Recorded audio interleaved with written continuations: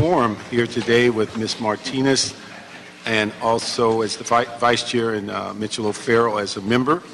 We have an agenda of several items. If you've not been at this committee in the past, if you would like to speak on one of the items, make sure you put in a card so that we're aware. If you do not want to speak on any of the specific issues, but you want to make public comment, then you can make out a public comment card on any issue that's under the purview of this committee, and we certainly give you an opportunity to speak. And so with that, it appears we do have some cards, but what we'd like to start off is, because of Ms. Martinez's schedule, if we could start off with the verbal report on item 3. I'm sorry, not item 3. Item 4. Item 2. I'm sorry, item 2. And so before, Grace, you just sit there. Let me ask 2 cards, just right there. Come up before. Okay, Ms. Park. Come up. Robert Chernow. Come up. Leonard Schaefer. Come up. And if we can have Robin Tyler in the queue, we can get all of you. Do you have enough seats? Item number 2. That's good. Okay, thank you, Gracie. Item number 2, a motion, Martinez, Englander Parks, and verbal report by the Department of Neighborhood Empowerment relative to the allegation of discrimination and harassment with the North Hills West Neighborhood Council and the implementation of training programs for the Neighborhood Council members. Okay, thank you. We're going to do item 2. Let me start off. Mr. Schaefer right here, you get started, and then we can start next with Ms. Tyler, and we can go across the room. Okay, Mr. Schaefer. Okay. Committee Chair, committee members, Leonard Schaefer, Vice President, Board of Neighborhood Commissioners. As you know from the last time I was here, the Commission has been working on this. It was on our agenda yesterday. We have a citywide survey out for this as well as other items that we're working on. We expect that survey to be back by the 12th of November, and we should be able to tally results with regards to at least this particular issue in preparation for our meeting on the 16th of December. One of the things we're looking at as far as adopting a citywide policy with regards to training in these areas, and we're working with the city attorney on it, has to do with how do we implement it. I don't like to use the word enforce, I'd rather use the word implement. And we've come up with some ideas, and they've come up with some ideas, whereby we could present this to neighborhood councils, and failure to take the training could result in consequences for individual board members. But once again, we'll be working with the city attorney to see how we could do that and where we could go with it. If it becomes a rush, yes, we could work in December. If we're given the time, because obviously I'd much rather see neighborhood councils themselves have the policy and have the implementation and have the enforcement, perhaps we would look to extend this into January when everybody's had a chance to look at it, to feel it out, and to see where we think we can go and how we can put together all of the policy and all of the implementation. Okay, thank you. Ms. Tyler? Can I go last? Is that okay? Or should I? Only if you ask nicely. Please, can I go last? I also have Mr. Sharp. 2 members of the 6th that are not here, and I have a letter to read from Very each good. of them. Okay, thank you. Thank you. My name is Robert Chernow. I'm a land use consultant. I deal with neighborhood councils all over the city. Mr. Parks, I've been dealing with your office for over a year now concerning some of the outrageous conduct of a lot of these neighborhood councils. There's been everything from workplace complaints with the city attorney's office. The list goes on and on. Most recently in Mr. O'Farrell's district, Silver Lake, I have several cases pending there for clients, and they can't criticize my work. I'm very good at what I do. So I was amazed last month that they decided to attack me personally. And unfortunately, the woman who did so is the chair of, or was until last week, the chair of the Silver Lake Neighborhood Council, and she was in fact on Mr. O'Farrell's campaign staff, Renee. Out of the blue, she accused me of committing serious felonies, accused me of using a motorcycle and trying to run over and kill people on the streets. And I sat there in amazement and asked the chair of this committee to stop this and told them about the code of civility. They ignored me and allowed it to continue, and it continued with further abuse and further accusations. My business is based on word of mouth, and I'm appalled that they think that they can get away with this. And again, training is fine, but they are not under the jurisdiction of the Ethics Commission, and I think it's time that that changed and they are held responsible. I filed a grievance. I was told by them that they were not even going to follow through with the grievance. So apparently this type of behavior is allowed. Mr. O'Farrell, I've been calling your office trying to get an appointment, sir. I think this is a serious enough issue that I think I should be shown better courtesy than I have. Mid-City West is another example. They had workplace complaints made with the city attorney's office. The police have been called several times into the meetings. People have been assaulted allegedly. This is going on all over the city, and I think the whole idea of neighborhood councils was to bring government closer to the people and not allow people to be abused by individuals who are using their positions on these boards for their personal gain. We've discussed this, sir, with your office, that Mid-City West had a private entity working out of their neighborhood council to improve marketing for for-profit art galleries. The list goes on and on. They're receiving gifts. We've explained to them that that's called bribery, and they've continued to do so. And again, the Ethics Commission tells me that there's absolutely nothing they can do. Have you made formal complaints? I have, sir. And you have written letters to both the Police Commission and also to the Controller, and the Controller has done absolutely nothing, which I'm very disappointed. I worked with him on the campaign, and I can't even get an appointment with him. You've listed all your grievances in those letters? Yes, sir, and Lorenzo's been very helpful, so has your son. I've met with them several times, and unfortunately, the Controller has done absolutely nothing. We'll follow up on that. Thank you, sir. Thank you. Mr. Park. Good afternoon.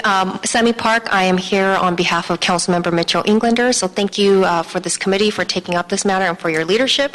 I also want to thank Councilwoman Martinez for her leadership in ensuring that any accusation is investigated and there is a process in place to ensure that not only the board members are protected, but also the stakeholders and the community member as well, and also the general neighbor council system. I also want to take the time on behalf of Councilmember Englander to really thank the Department of Neighborhood Empowerment, particularly Gracie and her staff member, for the hours they spent on mediating, training, listening to the grievances. I know that there is a grievance process that is coming down the pipeline as far as how to address additional grievances within the neighbor council system.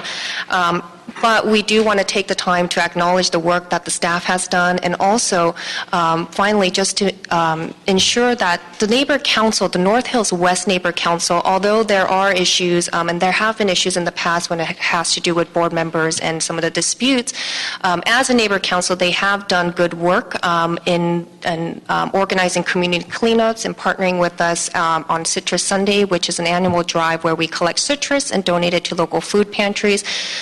So although this is unfortunate that this has escalated to this level, we do want to make sure that proper investigation is done and it is thorough, but also want to make sure that the neighbor council is recognized for the work that they do, regardless of some of the internal issues that are happening on the board. So thank you. Mr. Tyler, did you say you had a written document for us, or Sure. if we could? Okay. Sorry that the whole group. Hi, by the way. I found the greatest place for pastrami outside of Winnipeg, Canada, so I'm glad I came today. This is from Deborah Francisco, who's one of the 6 of us that quit. Regarding today's agenda, I am sending this letter in absentia and would like to present it as, her mother is ill, by the way, as part of this council file. I am one of the 6 who resigned from the North Hills West Neighborhood Council due to the bullying, harassment, and sexist behavior exhibited by several board members and the parliamentarian. It is unconscionable that even with the plethora of documents provided to Dunn Empower LA, the city attorney's office, etc., we have yet to see them placed on probation, funds frozen, and no new board members appointed as we requested. I, as well as the other women who resigned, have been waiting for the report from Gracie Liu as to what their investigation revealed. I am hoping that the presentation of this report at today's meeting will be one that holds anyone on a neighborhood council responsible for their actions. While I support Nuri Martinez's motion 100%, I still feel the board members should be held accountable. The motion should also include that after training for bullying, harassment, and/or sexist behavior, that everyone sign a document indicating they took the training classes and that they understand that if a board member files a complaint with Dunn regarding these issues, that the person is put on probation immediately until the matter is resolved. In addition, if Dunn finds that this behavior has been exhibited by the board, that they are removed immediately. If there are no repercussions to their behavior, they will continue to do it and know they can get away with it. I have been the subject of bullying, harassment, and sexist behavior, as I stated, and no one, absolutely no one, should have to experience what I did. It should be a wonderful experience to work for your community and one that you should enjoy. Instead, for me, it turned into one of the worst experiences.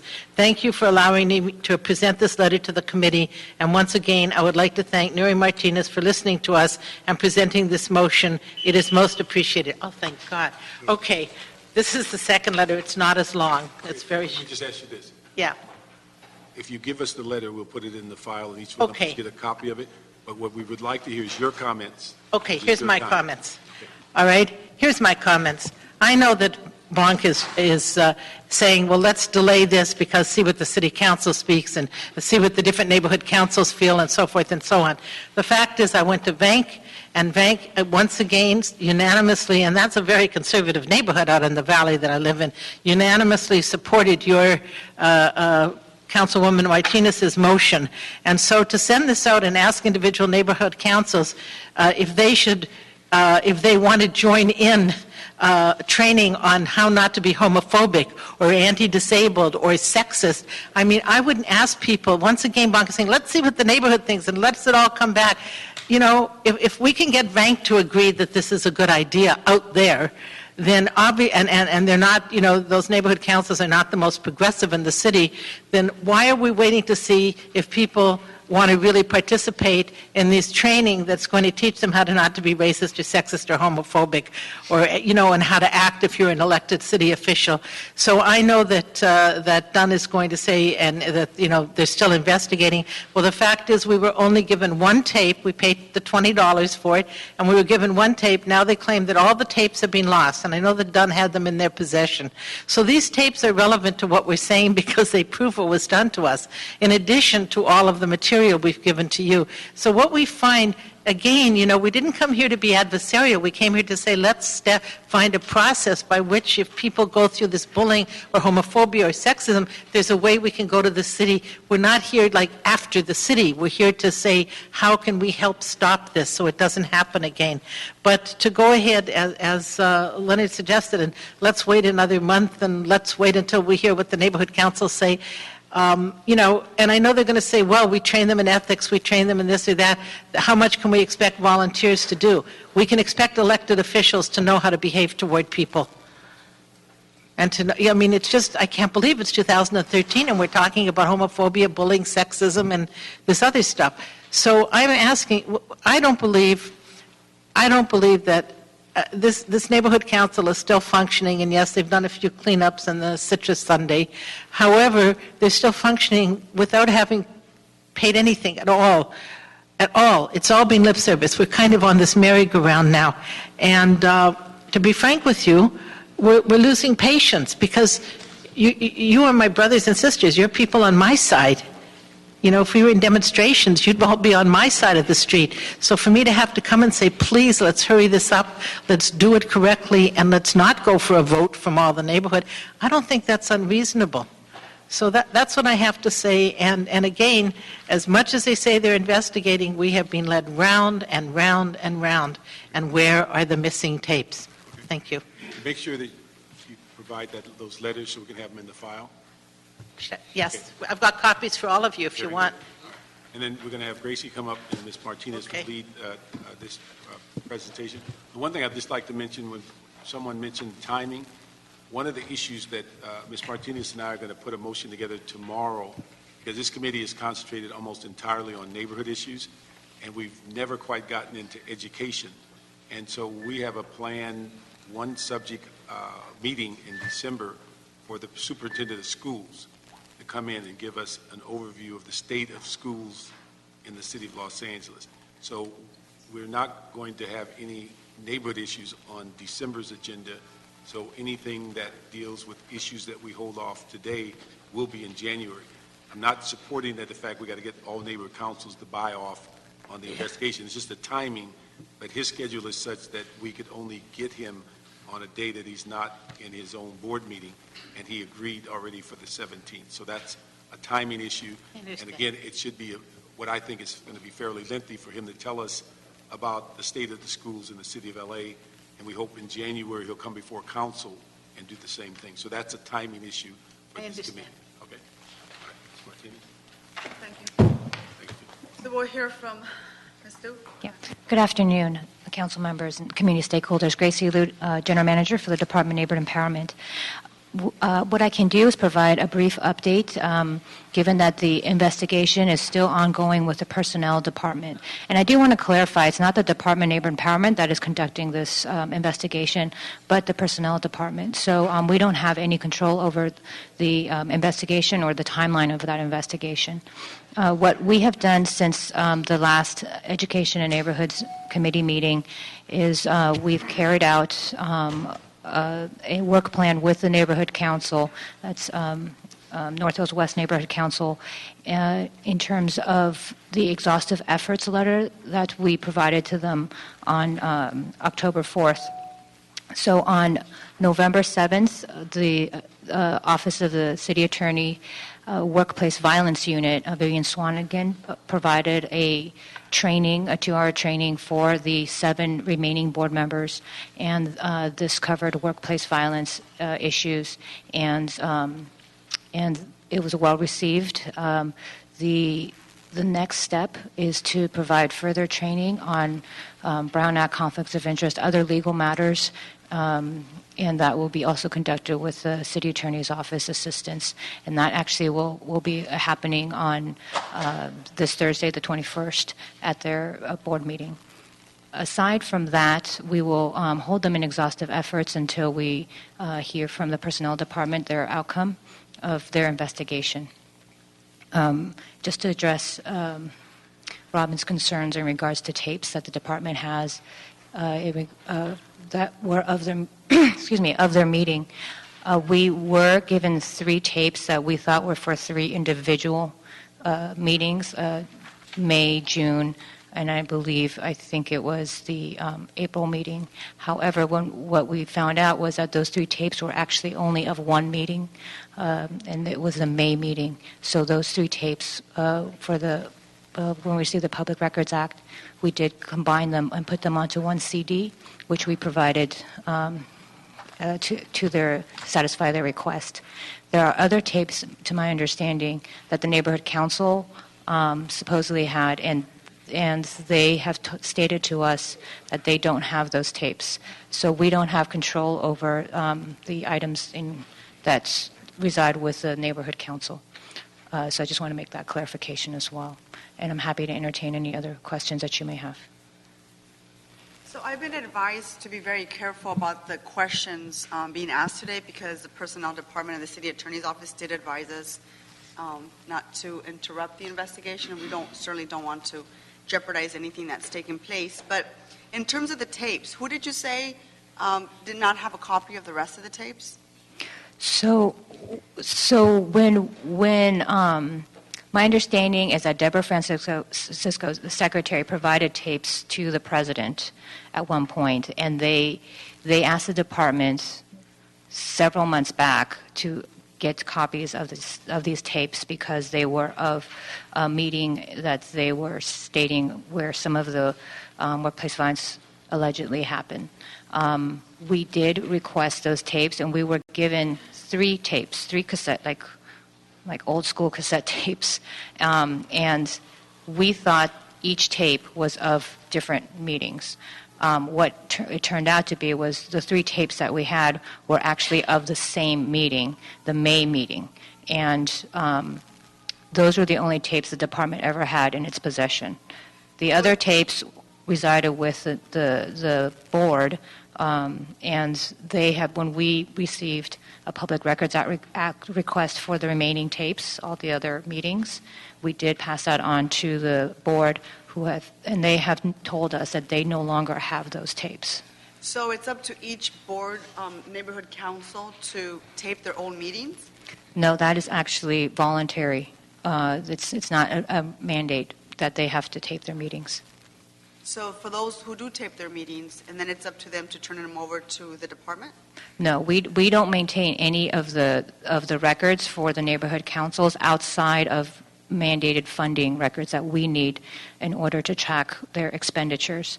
So their minutes, any video or audio tapes, they maintain either their office or with a board member. And then they have their own rules in terms of how long they maintain those tapes. We don't have a minimum amount of time that those types of documents or tapes must be maintained. And in terms of the city attorney, do we have a timeline of when they expect the investigation to be concluded? This is personnel department, not. Deputy City Attorney Darren Martinez. I believe that the Personnel Department plans on completing their investigation by mid-December sometime. I don't know if that is. That's the most accurate information that I have at the current time. So that's their estimate. And in terms of the training, Ms. Liu, so there is a survey. So from what I understand in terms of the survey, there is a survey out to the neighborhood councils to ask if they would be interested in additional training. Is that correct? What the survey is from the Board of Neighborhood Commissioners. They had committees that recommended changes to the plan, and one of the changes included mandated trainings, which not only includes sexual harassment, but Brown Act trainings and funding trainings as well, and ADA training. So that was the recommendation, and all of those recommendations that came back to the Board of Neighborhood Commissioners are now being put out to the neighborhood councils to survey to see what their input will be. And then the Board of Neighborhood Commissioners will then take action based on that and then recommend those plan changes to this body and then ultimately to the City Council. So, for example, if we get feedback from the different neighborhood councils that they don't wish to participate in mandated training, what is the department going to do then? It's not up to the department. The Board of Neighborhood Commissioners would set that policy, so they would take that feedback, and it's up to them whether or not that they want to, whether they would agree with that. Their own plan committees, plan review committees, met for multiple months over this, and they were represented by all the neighbor councils in the city, and they themselves recommended that these trainings should be mandated. So I'm assuming that the commission will take that into consideration when they review this recommendation. Let me just ask one thing so I'm clear. This gets back to the point that the commission is advisory. They can set policy, and it's up to the different. And then the department would execute that policy. But where does it become mandatory? Because I thought what I heard you say, they would make their mind, each neighborhood council would make up their mind whether they wanted to take advantage. No. The Board of Neighbor Commissioners would make the recommendation that this is the policy, that these are the mandates, and then they would, I believe that they were going to move forward to actually change that into the plan and the admin code, and they would bring it before, right, they would bring it before this body to do that. A couple of questions. I'm a little surprised that sensitivity training is not part of a disclaimer that every candidate signs when they commit to running for a seat on a neighborhood council. So I'd love to see this bypass any kind of survey and just put it into effect. I don't understand the why it's not in effect at the moment. So that's just more of a comment. And in terms of the videos or the audio tape, neighborhood councils are required to have a transcript, right? A minute taker. They actually are not required to No. actually do minutes. The only thing in writing that the department requires is a board resolution for funding expenditures. Okay. But many neighborhood councils do maintain minutes. Every neighborhood council I've ever been to, they have someone. Yes, taking the minutes. many of them It's do, not required. but it's not mandated. Interesting. Yes. Okay. So maybe that needs to be looked at as well. I think one of the things we've heard in the past, that they shy away from that because often they have to pay someone to take minutes, and it cuts into their fund, so that's minutes. Right. Yeah, that's part of it. Or if you do mandate minutes, what type of minutes? Is it like a full transcript, or is it just actions? So neighbor councils actually do get into big fights over how their minutes should be So structured. maybe a requirement that an audio is taken from gavel to gavel. Maybe that's a more reasonable way to go. And then, how long has this personnel department investigation of the report, when did it start? I don't know the exact date. I know that it had already started by the time we put them to exhaustive efforts, which would have been October 4th. So they are interviewing all the parties involved. So it's been a process, and I know that the person who originally had it, she actually transferred to CAO, so they had to do a reshuffling of assignments. I would suggest that we've heard that from City Attorney Martinez that they're looking at mid-December for sort of a ballpark, I gather, of when the report might be finished. I would suggest that this committee send a signal to the Personnel Department that we have every expectation that the investigation will be complete and delivered to us before the holiday break, for sure. I don't think that's an unreasonable request to make if we can do that. That's what I would suggest. And then, that's pretty much it. Thank you. And Councilmember, I do want to acknowledge you did make that recommendation about candidates signing such a document at the last meeting, and we have implemented that into the candidate filing You statement. have? Yes. Okay, well done. That's a good positive step in the right direction. And including with that, the mandatory training, and I think that a previous speaker spoke about having a document signed that you actually took the training and Right. that you understand what the training was about. Right. We're having to go that as a city family. Yes. We have put together a motion in terms of what the types of training that we need as supervisors and elected officials and just the personnel that works for the city. I don't see why neighborhood councils shouldn't be part of something similar to that. And we So can. that everyone understands exactly what is acceptable and what isn't. And we can definitely implement some to that effect once the training is complete. That we do have that acknowledgement.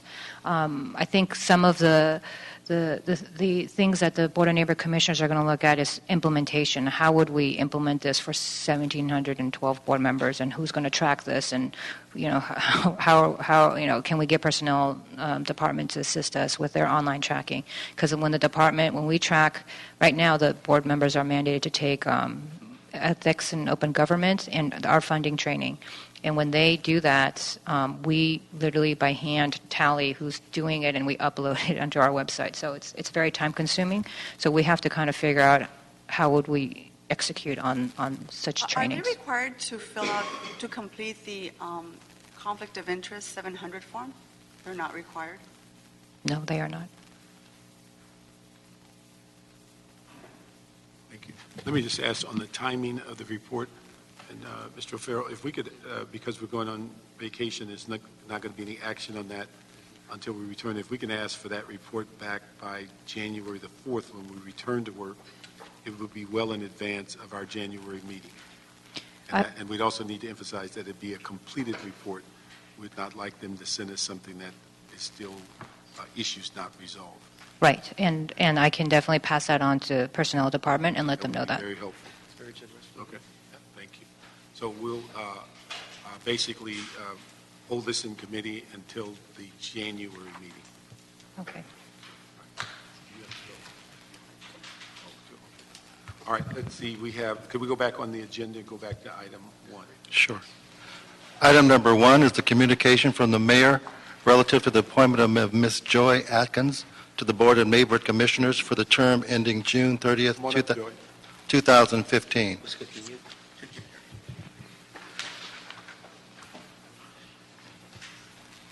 Good afternoon. Good afternoon. I've noticed on your resume you've been a commissioner at least 3 times, maybe 4, so you've gone through this before. Why don't you just give us a little overview of what your expectations are on this committee? I'm sorry, I didn't hear you, Mr. I said just give us your expectations of you joining this committee. My expectations on this commission?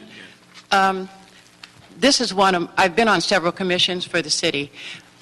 This is really important to me because this is civic engagement, and I've always been involved in that issue when I worked for the legislature and when I worked for former Assemblywoman Karen Bass and Gwen Moore. I was a liaison to the community, and so civic engagement is very, very important. And what I found before the process of neighborhood empowerment was put into implementation, that it was very hard to get people involved in town halls and coming to express their issues.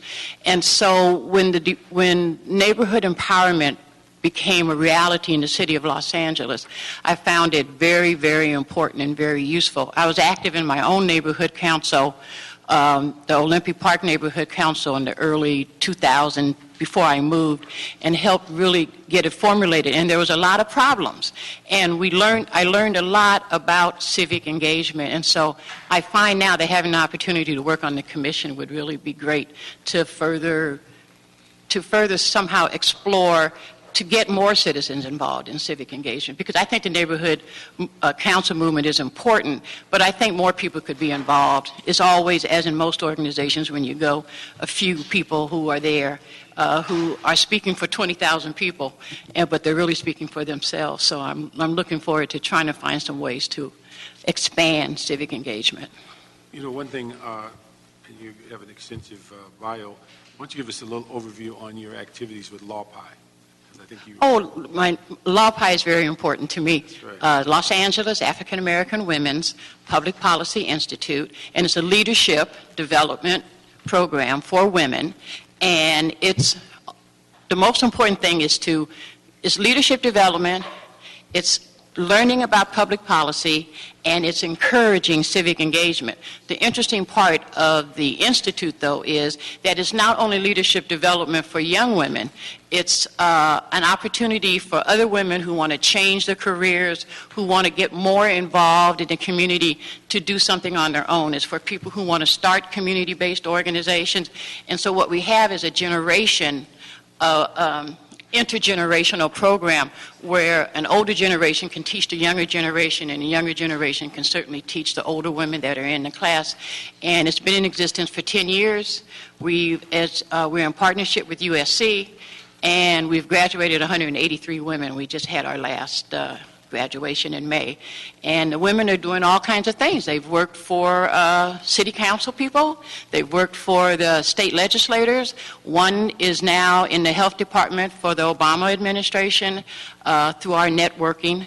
We have an elected official out in Pasadena. Jackie Robinson got elected after going through our program. So I'm real proud of it and what it does. And it kind of follows my whole theme of being involved in public policy and civic engagement. Just take a quick moment. I remember you from 10 years ago when you were on the Planning Commission. Back in the day when I was working for now Mayor Garcetti, then council member, and I remember seeing you in action and being very impressed. So thank you very much. Thank you for all of your years of volunteerism, and I think that you truly understand what empowerment means, and that's terrific. Thank you very much. I've learned a lot on every commission I've been on. No doubt. So I think you bring a wealth of experience that will benefit your colleagues, but also the movement. Thank you. So thank you for that. I'm just curious, this whole stakeholder definition has been a real hot topic. What defines a stakeholder in a neighborhood council? Do you have thoughts on that? Even the whole so-called drive-through Starbucks receipt voter? Thoughts on stakeholder development and... Or definition. Stakeholders are citizens. Stakeholders are everybody. And that's the problem with neighborhood councils, because you get stakeholders involved and they all have their own special interest. I was really interested in the issues that we were just discussing before. It's almost, to me, I have an issue about every single neighborhood council ought to go through mandatory training on just simply how to get along with each other. Because in the Olympic Park Neighborhood Council, there were many stakeholders. It was racial diversity, it was status, economic, and social. And it was a real issue on trying to bring everybody together, and only when they voluntarily did some training did things smooth out and get better. I really think it should be mandatory. I had asked earlier, and someone told me it wasn't mandatory, but I think there should be a mandatory training for all new board members on neighborhood councils. It's really an issue with me, and it's been an issue since 2002. And nothing has ever been done to really make it mandatory. But that's the only way to answer all these stakeholder issues. It's so difficult in this diverse city, but I think it's possible to be done. Thank you. Well, like Mr. O'Farrell, I've also been very impressed with your resume, and I've heard great things about you, so welcome, and I look forward to working with you. Thank you very much. When do we expect this to go to council? It's in council tomorrow, sir. Tomorrow, okay. Well, we're going to move this to council unanimously, and we'll see you at council tomorrow. Thank you very much. It was nice meeting you. Thank you very much. Next item. Item number 3 is adopted budget recommendation relative to instruction to Dunn to report on how to address the equity of funding between neighborhoods, considering the disparate levels of resources available to communities. Pursuant to adoption of the Mayor's 2013-14 budget on May 23, 2013. Let me ask two speakers, Mr. McQuiston and Joseph Risco. Mr.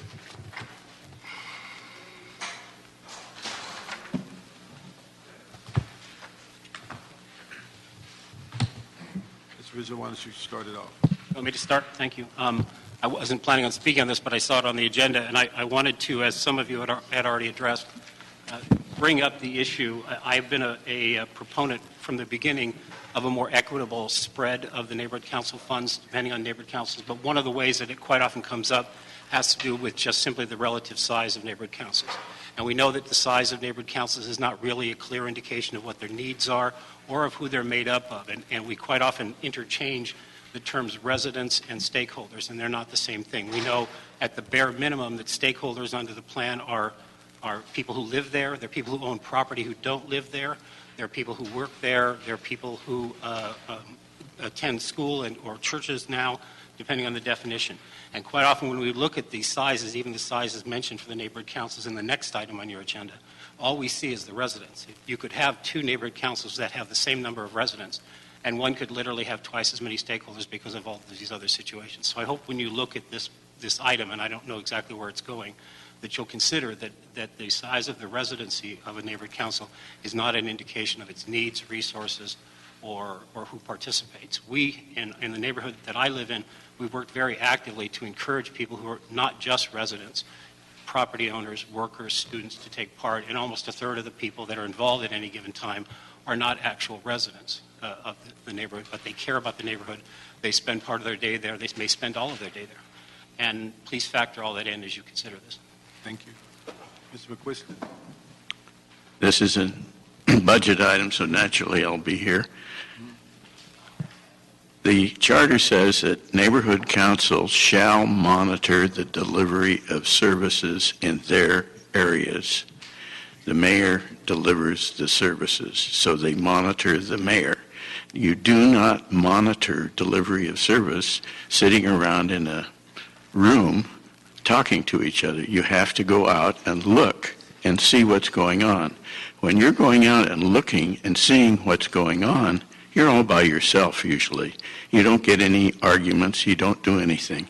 The mayor has a system now where when you see something that fails delivery of service, you put it on your telephone and you get action, supposedly. Okay, now, if we take all the neighborhood councils together, you probably need a budget of maybe $10,000 if every single one of those goes through the neighborhood council's phone.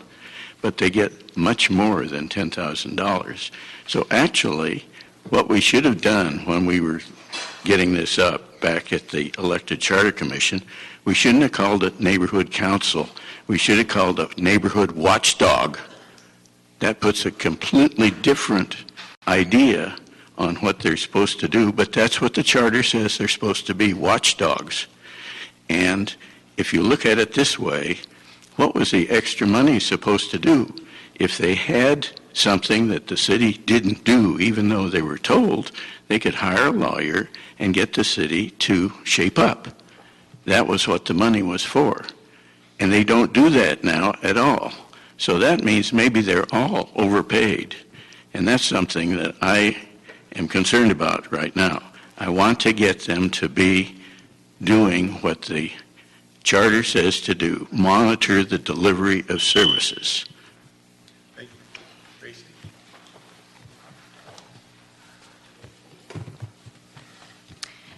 Gracie Liu, General Manager for the Department of Empowerment.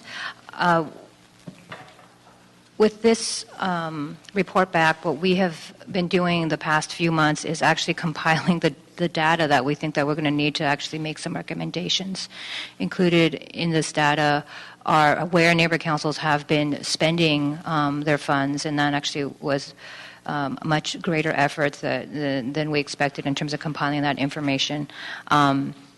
We also looked at the median household incomes of the various areas. We looked at the population in terms of language and whether they're mostly monolingual in certain areas.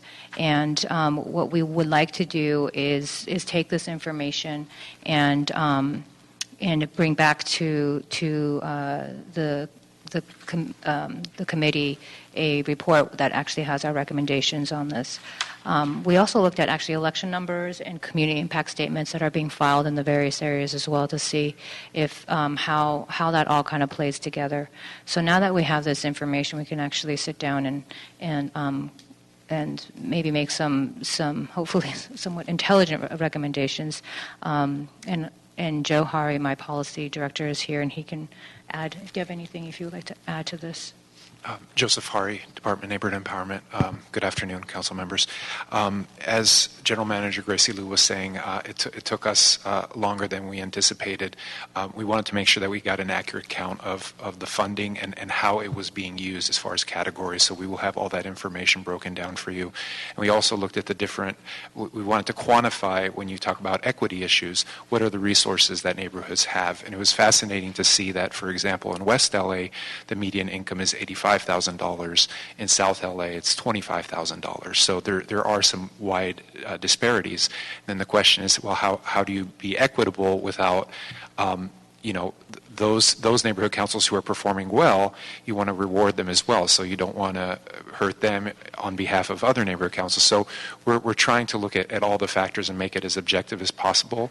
And as far as considering how they're performing, the two measures that we're looking at is basically election returns, so how many people turn out, because that's something very quantifiable.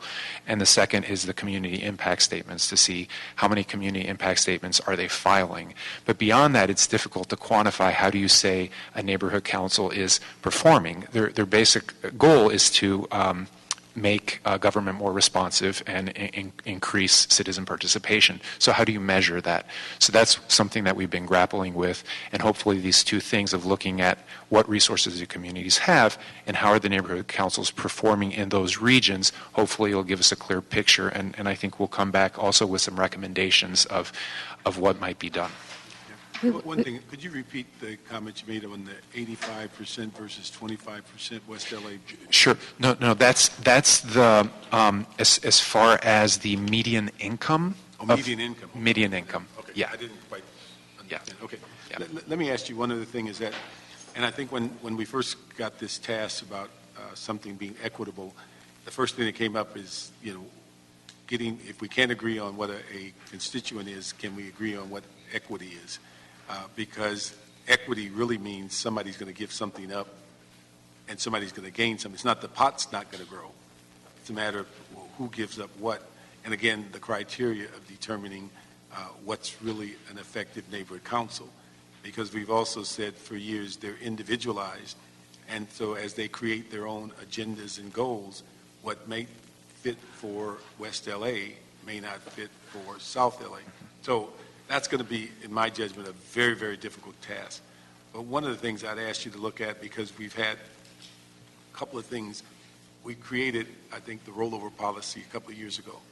But invariably, what we end up with is that year after year, there are those who will pack their allocations at the end of the fiscal year to say they're allocated. And then all of a sudden, to everyone's surprise, they fall apart after July 1st, and then they're saying, give me my money back. Well, that's already been swept. The issue is that after July 1st, we'd have to go begging to the general fund and say, give us some of your reserve. That doesn't go over well either. And so the key is that we need to come up with, and I think to some degree, the item that was on the agenda today at council with the checking accounts, I think it gave a max that could be in the account. So if that's going to be maintained, it may solve this rollover issue, and also it may solve my project came apart issue. Because I think that we see such a significant level of activity come May and June that it's almost like, and I say this with some experience, general managers do the same thing. Front load at the beginning as the budget's running out so that you can't take my money during sweep time. And so the key is, but then all of a sudden, none of those things come to fruition and you say, give me my money back. Well, either we're not going to have a rollover policy or we are. And I think to play that game, it just creates work for you, creates work, and then to go to your local council member and say, do a motion and make them give me my money back, just clouds the issue also. So we really need to find out if that item number 13 today, does it, if it's true that we're going to keep them to a $35,000 max at any time, does that foreclose a person coming in July, August, September, October saying, oops, projects didn't work out, we funded it, now they can't give us our money directly, but now the city owes us this money. I think we need to get past that, and basically you live with what you recommended and got approved. If it doesn't come about, no one owes you anything. It gets swept, and everybody gets swept. Council offices, everybody gets swept. And you can't go back after July and say, can you replace your sweep? Because they've already spent it. So we need to deal with that issue in addition to the equity. I don't know if we'll ever find an answer for equity, but I do think we can find an answer for rollover allocations that did not come to fruition, bank accounts that are going to be in place with a max. Those are real live things I think we can come up with an answer. I just don't know how the equity issue, because I think, we realize off the bat that equal payments, equal amounts are not necessarily fair amounts. The problem is they already have them. And who's going to convince who to give up 1/3 or 1/4 of their funding because someone who's not necessarily attached to any one of the neighborhood councils decides it's more equitable to go somewhere else. I think that ship sailed when we started off with $50,000 for everyone, and it then dropped and dropped and whatever. But I don't see how we're going to change that mindset except overwhelm you with protests when somebody makes a decision that says you lose $10,000 because we're dealing with equity. I just don't know how that works. Yes, Councilman, the rollover issue, has become problematic for us, and I think ultimately it's going to be something that perhaps this committee and City Council just puts together a policy that basically states you can't do this, because we can. The fact is that you're not supposed to shift those monies around unless City Council takes action to do so, because it is swept. It is technically swept. But see, I think the council spoke about no rollover. I just Right. think people found a way to get a rollover. Right, but I mean, that's what always happens with rules. If Yeah. someone decides, I know how to do this, let's go on and load it into something as a project that appears legitimate. Let's about August say it didn't work, now give me my money back. right, and normally that money wouldn't be given back, but because I don't think that policy is really in place to tell neighborhood councils you really can't do that. They're able to kind of go back to City Council and ask for that money back. That's the dilemma. We get individual council members in behalf of their neighborhood councils showing up with a motion saying, give them their money back. And you're saying, then you're violating the rollover policy. Right. I'd like to see us try to resolve some of those, because I think I'm going to be gone by the time you figure out equity.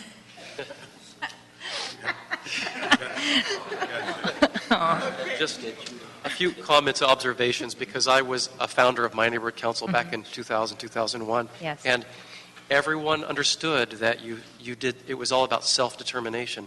And everyone knew that you would decide what your boundaries were, and that every neighborhood council would get an equal amount of money. So the original spirit and intent was not unlike what Mr. McQuiston said.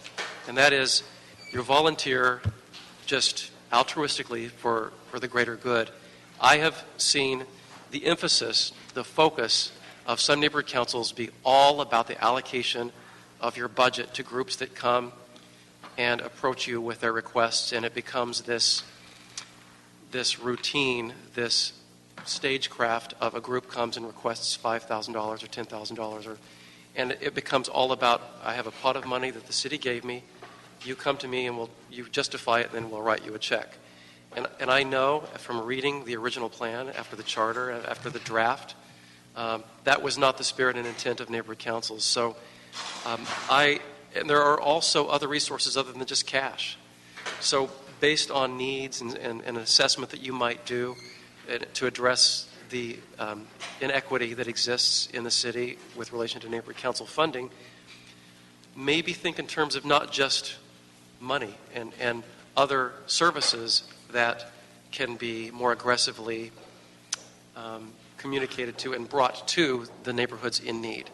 And in terms of, I like the whole matching fund piece. I like the idea of helping some of our disadvantaged neighborhoods bring aboard grant writers so that they can truly be empowered and not just depend on the $35,000 check once a year or $45,000 or whatever it is that year. Several neighborhood councils have formed their own nonprofits and they're raising money now. That's true empowerment, where you learn the skills on how to generate additional resources for your neighborhood and not just rely on the yearly check. I would love for neighborhood councils to think outside that proverbial box and become active and be watchdogs for their neighborhoods and go out alone and form neighborhood watch groups and support their neighborhoods that way. There are so many other activities that are productive and constructive the neighborhood councils could pursue. And I would love to have the city be in a position to help guide that. That's more of a statement than a question, but I love that you're looking into this, and we'll see where it goes. And I said this, I think, at the last presentation, and that is, I think the bar should be set very, very high for neighborhood councils who have self-determined already to start splitting just so they would get a check that might double what currently is in the geographic area. I think the bar should be set very high to enable that. Thank you, Councilman. Thank you.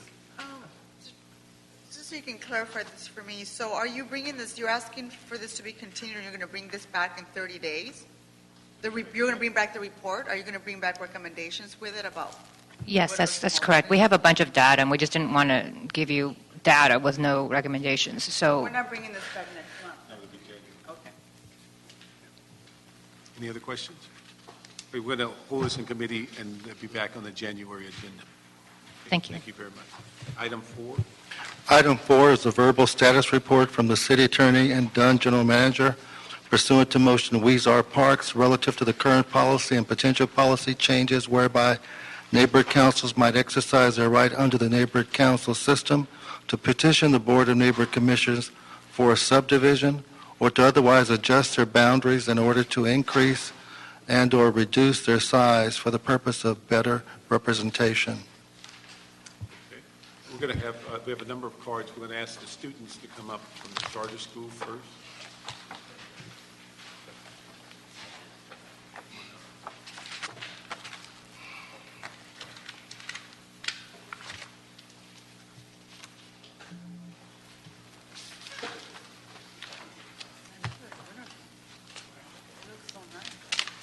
They have very nice uniforms, by the way. Thank you very much.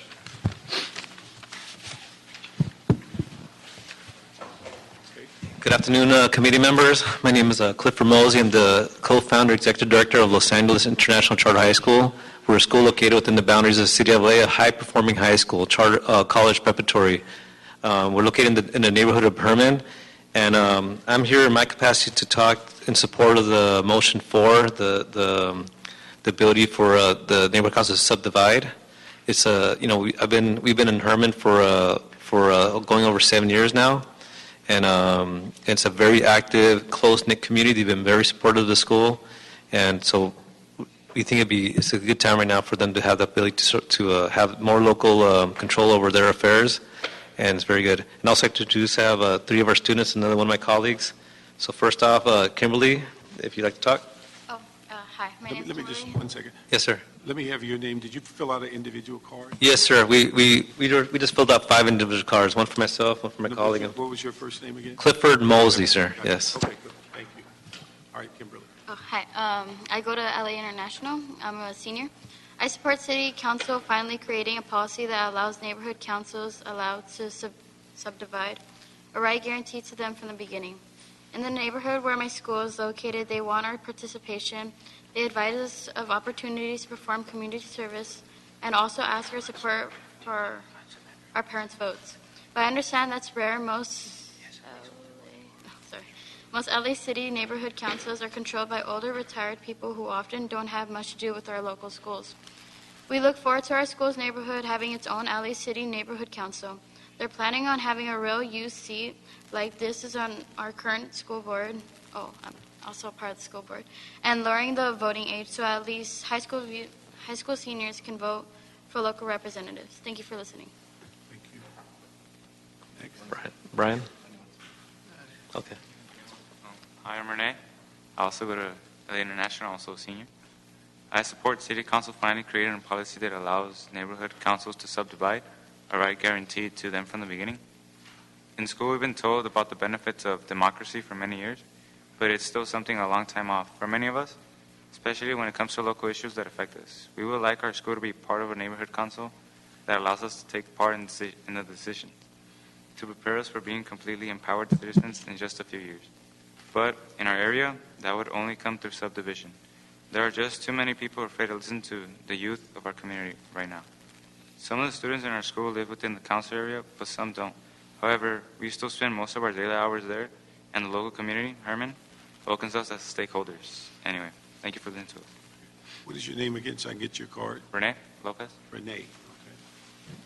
Thank you. Next. Hi, Tony Torres. I'm with Los Angeles International Charter High School, but I'm actually going to speak as a member of the Arroyo Seco Neighborhood Council. I actually sit on that council.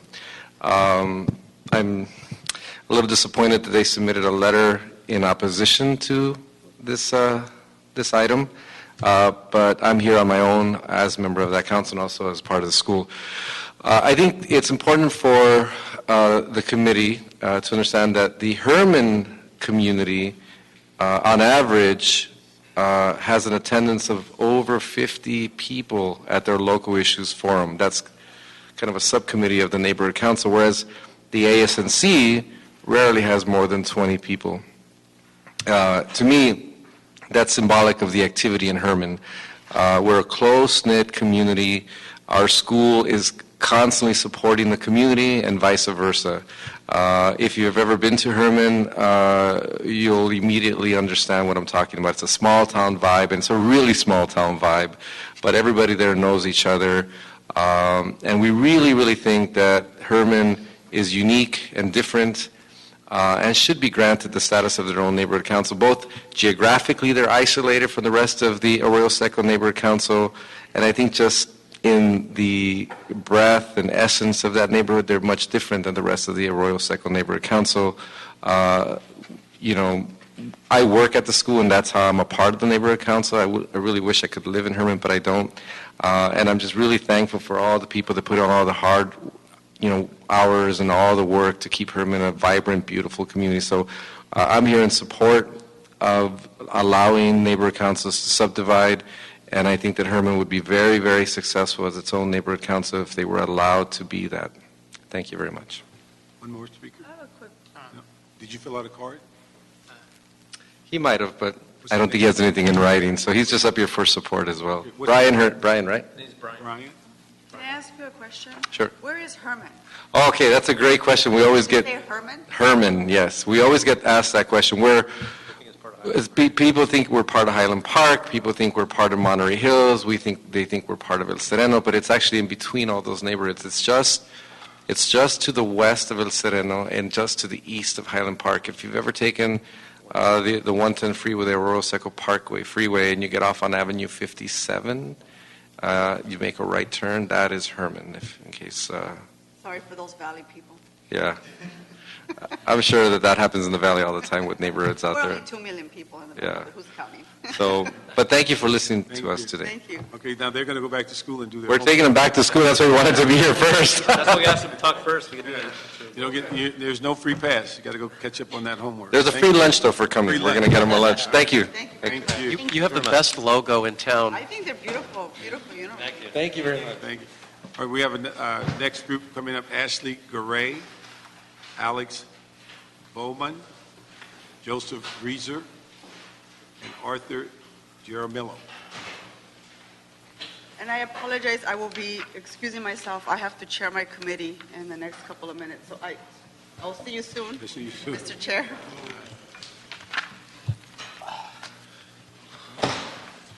You want me to begin? All right, thank you. I also support the City Council finally creating a policy that allows neighborhood councils to subdivide, a right guaranteed them from the beginning. A lot of the discussion about this has been about money, how much neighborhood councils should receive. Should this issue be about money? Neighborhood councils weren't created to spend money, as I think someone has also said today, but to involve more people in government decision-making process. How much each council receives is an issue for the City Council and the people who set up the budgets. But we also need to be looking at whether or not neighborhood councils, as they're currently configured, actually work. And are they spending the money the way it was intended to be spent? The city can't afford not to continue to invest in the growth, a reliable form of growth, grassroots growth.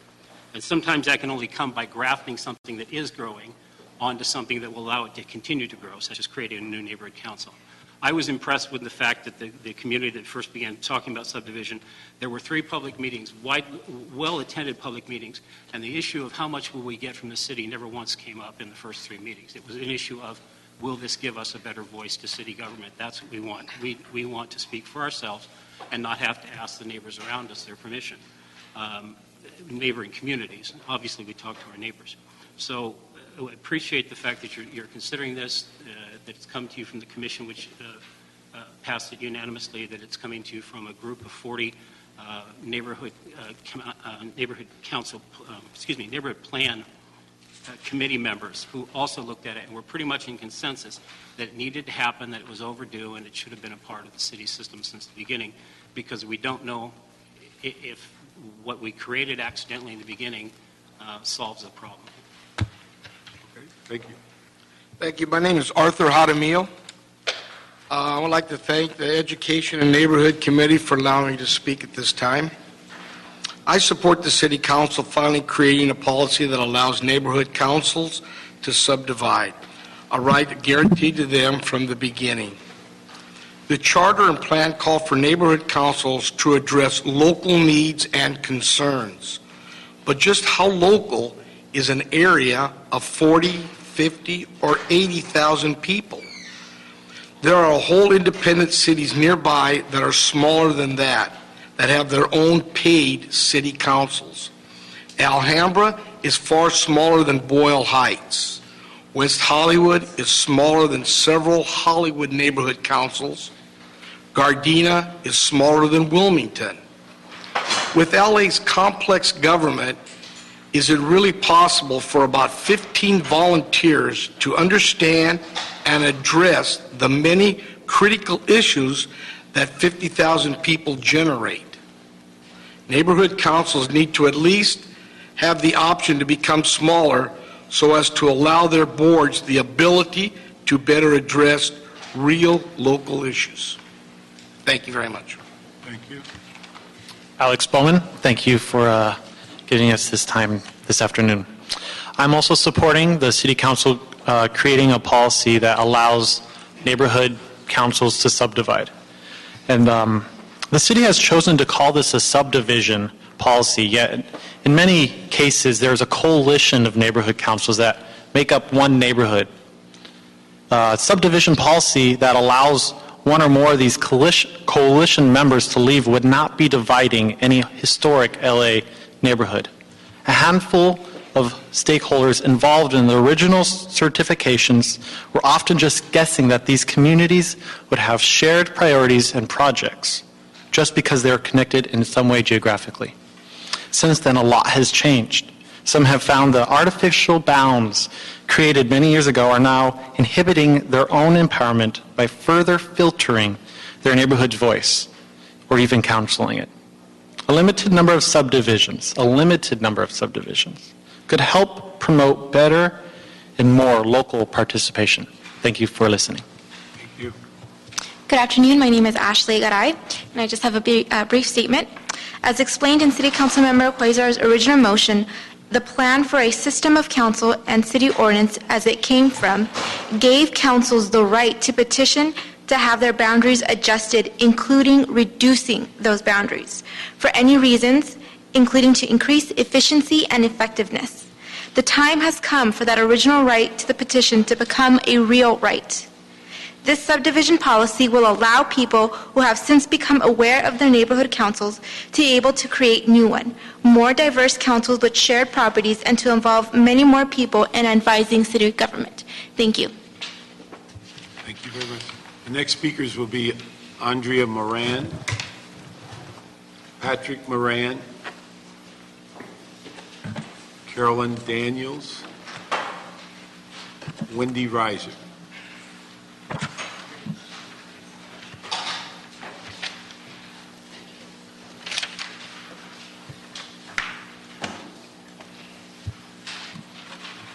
Give your name. My name's Andrea Moran, and I am a board member on the Arroyo Seco. Oops. Can you hear me now? Get a little closer because it has to be taped. Okay, is that better? Okay, my name's Andrea Moran, and I'm a board member of the Arroyo Seco Neighborhood Council.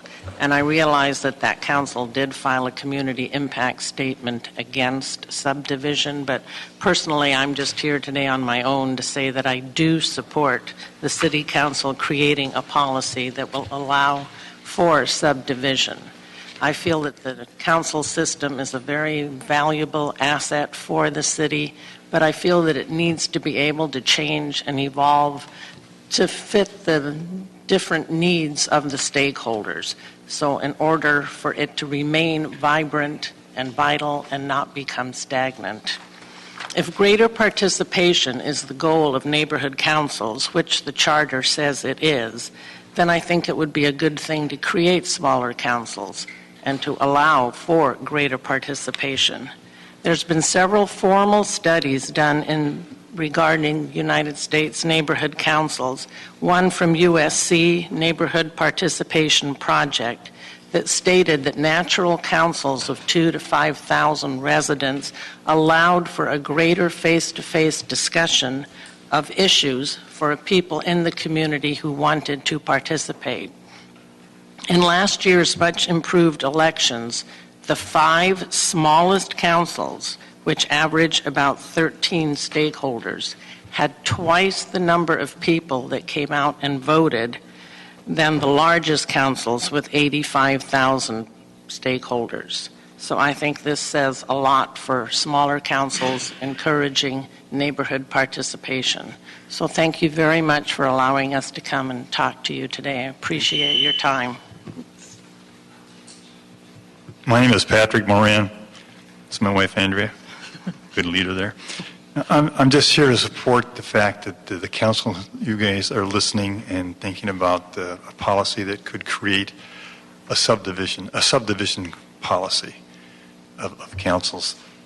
We have, like you said, I think about 5 different groups make up one big council, one big neighborhood council.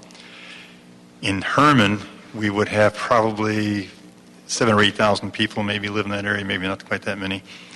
We'd be more people would come to meetings. Well, they do come pretty well now, but you would have more attendance. They'd be more focused on city problems. You'd get maybe a few more voters out, And when he's our representative of our district, put this forward, he had one good idea, one major idea was how to create a policy for neighborhoods to subdivide. And that's coming probably sooner or later. I mean, you've heard some talk today about discussion about unhappiness. Smaller the group, I think, within reason, the more harmonious it is, and the more awareness of city problems in situations can be addressed. So that's how I see it. So thank you very much. Thank you very much. I'm Carolyn Daniels, and I appreciate the fact that you all are taking the time to listen to us when much of what we say is repeated. I support City Council finally creating a policy that allows neighborhood councils to subdivide, a right guaranteed to them from the beginning. Even though the suggested size for neighborhood councils was first set at 20,000 stakeholders in the plan, most councils originally certified with 2 to 3 times that many people within their boundaries. Many believe there was strength in numbers, yet nearly always the larger a neighborhood council is in LA, the smaller the percentage of the population involved. We often hear from our elected leaders that it's the number that participate in advising them that matters, not just how many live in the neighborhood council area. Creating this subdivision policy now, finally, will go a long ways toward allowing councils that can't generate local participation to rethink their original ideas and move towards greater participation. Thank you for listening. Thank you. Hi, I'm Wendy Reiser. Good afternoon. I support City Council finally creating a policy that allows neighborhood councils to subdivide. There was something said about a community impact statement some of them had sent in. I wanted you to know that 12 months ago, before the Board of Neighborhood Commissioners even discussed the policy and recommended it unanimously to you, and even before the volunteer NC groups first looked at it, 10 out of the 18 members of my neighborhood council board that represents me and my community voted to oppose any thought or stakeholder discussion of subdivision ever. Some stakeholders at that meeting asked politely, well, don't you think you want to ask the stakeholders, maybe hold a forum, a town hall? Their answer was, no thanks, we've already decided for you, period. That NC, the Arroyo Seco Neighborhood Council's community impact statement, is attached to your agenda. And ironically, the community was never asked what they thought, never. This afternoon, more stakeholders from that council are here supporting subdivision as a citywide policy than voted to oppose it that day. Thank you. Thank you. Our last speaker, Mr. Schaefer. Can we check and see? I think he stepped outside the door.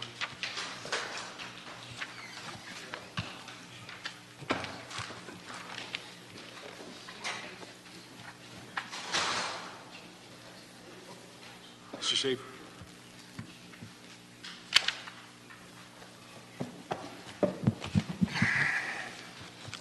Oops. Lost my notes.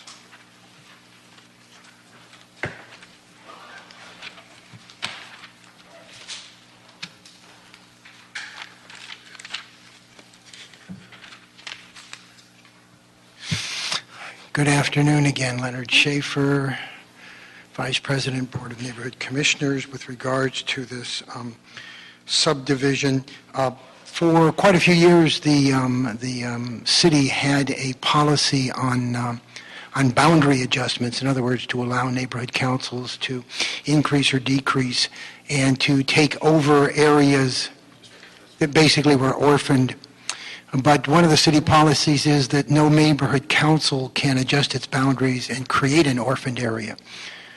And we have had situations where one area has moved to another neighborhood council by mutual consent between the two councils and the area and so we've done simultaneous boundary adjustments. But there was never a policy or a way to actually take a large neighborhood council and divide it without the neighborhood council having to decertify itself, start all over again as two neighborhood councils.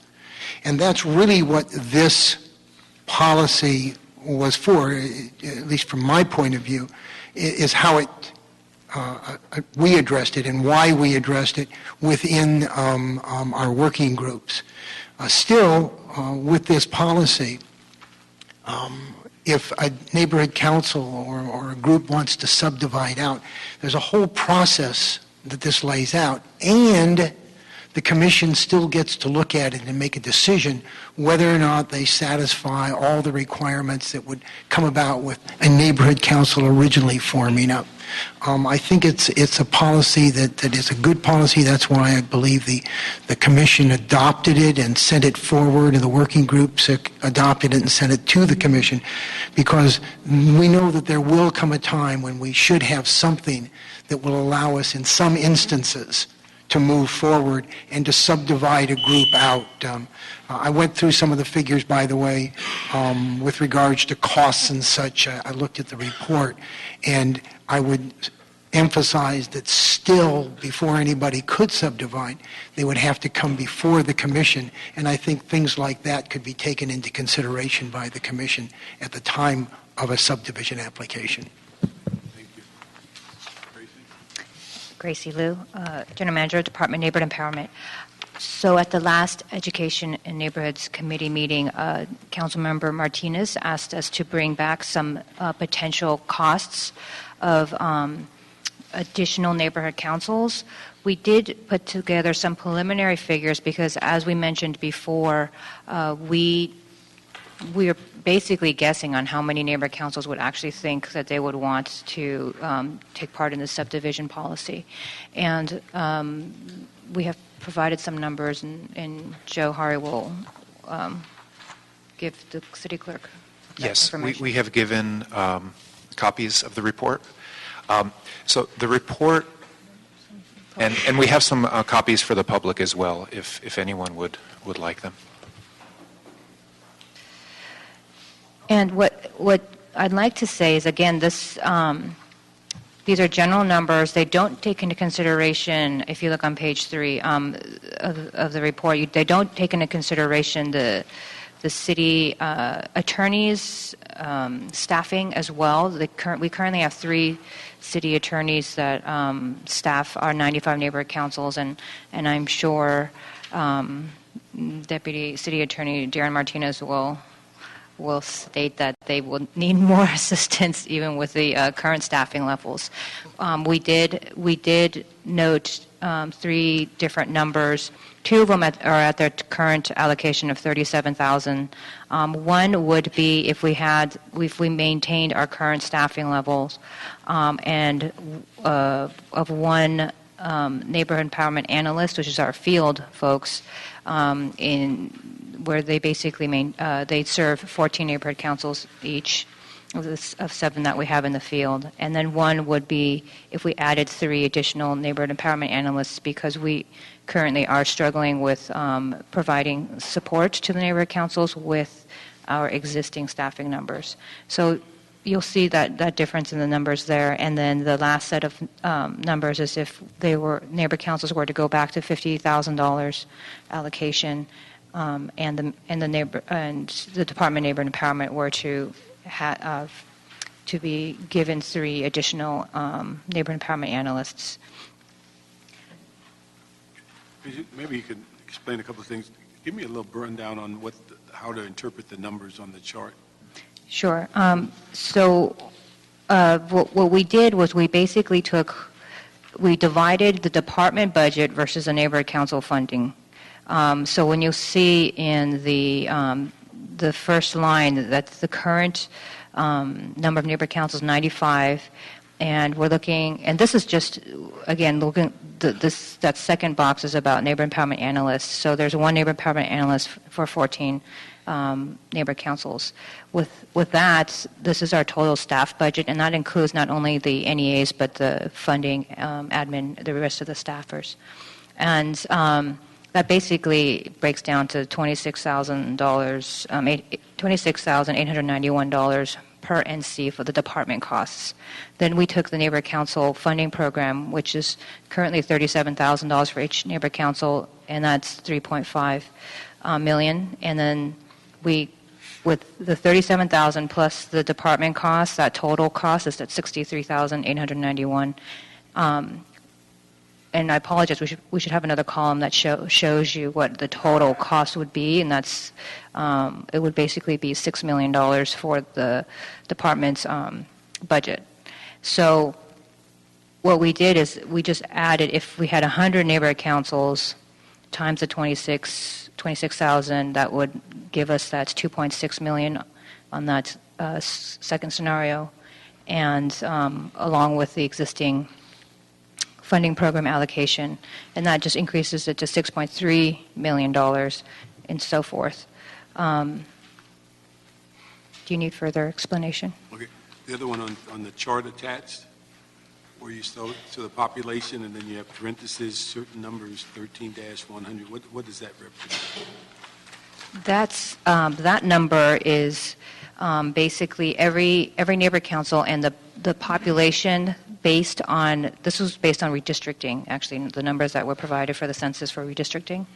And we put it by the percentage of neighborhood councils in each council district as well. So those neighborhood councils that had multiple council districts, we kind of broke it down for you so you could see if there was two neighborhood neighborhood council in two council districts, how many of the population were in each of the council districts and what that percentage was.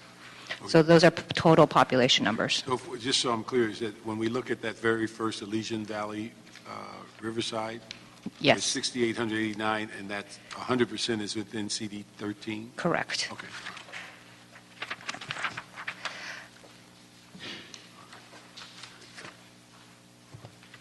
Any questions? We're going to hold this to January, and then, but good information, and so thank you very much. Thank you. Okay. We have two public comment cards. Robert Charno and Linda Grant. I think Robert left. I think Robert Chernow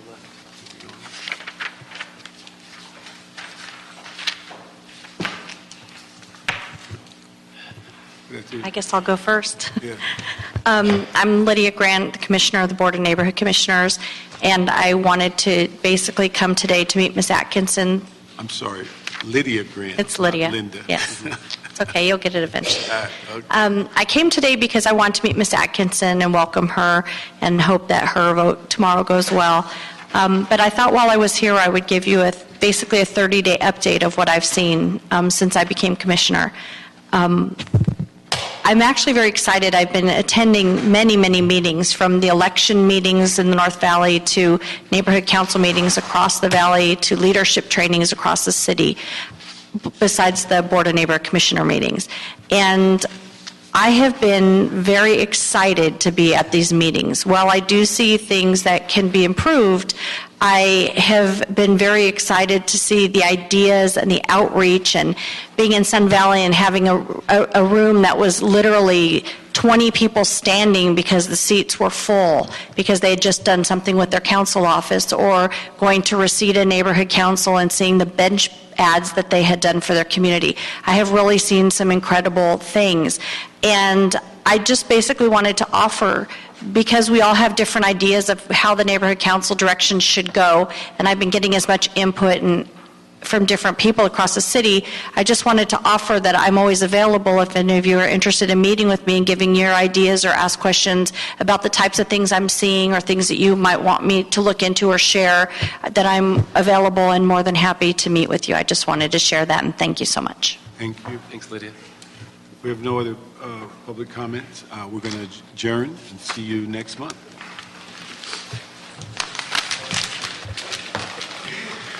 very helpful. Often my Oh, yeah, that's why we should have them.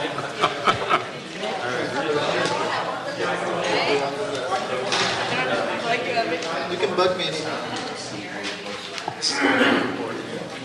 Yeah, this is short to be helpful. Darren, great job. You know, you were awesome. I was just sitting there in awe. I was too. Of awe of your presence. Yes. Maybe over the phone we'll talk about specifics. Okay, let's